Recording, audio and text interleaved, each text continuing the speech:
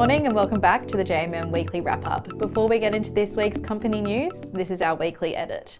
Across global markets, investors are still weighing inflation, interest rates, geopolitical risk and commodity volatility.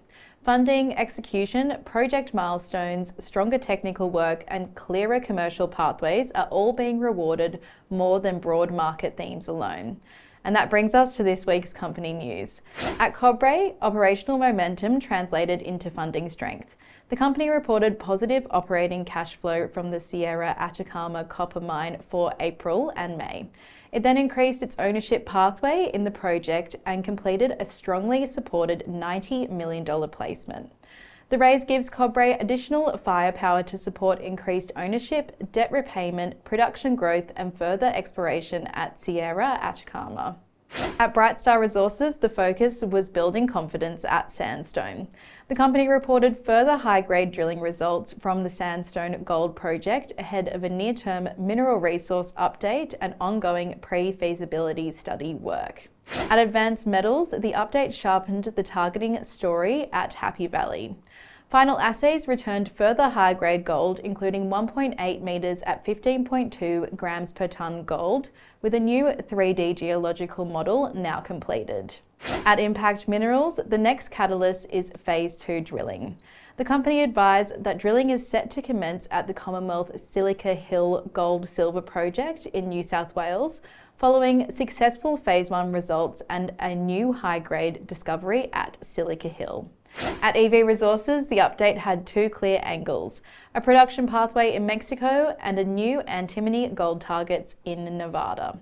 In Mexico, EVR outlined a 10 to 12 month targeted pathway to bring their antimony plant into operation using third-party ore. In Nevada, the company defined a 1.1 kilometre antimony gold target in soils at the Milton project. At Diablo Resources, the company moved closer to drilling.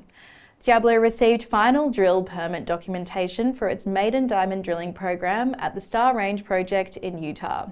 The program will test silver, antimony, copper and gold targets beneath high-grade surface results and geophysical anomalies. At Pantera Minerals, the announcement delivered external validation. Italian energy major Eni committed $225 million to acquire a 25% interest in Energy X's Black Giant lithium project in Chile.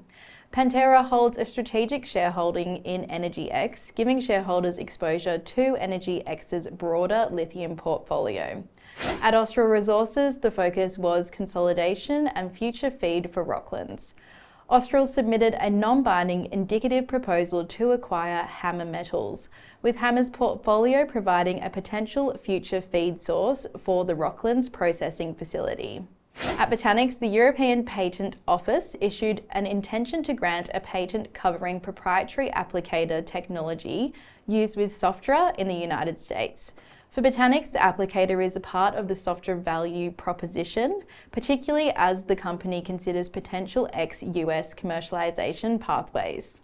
Boresight released its new BQ-750 Block 2 target drone, offering longer flight time, greater range and payload capability. First orders have already been delivered and future orders are being received. That's all for this week's weekly wrap-up. Thanks for watching. We'll be back next week with more company updates.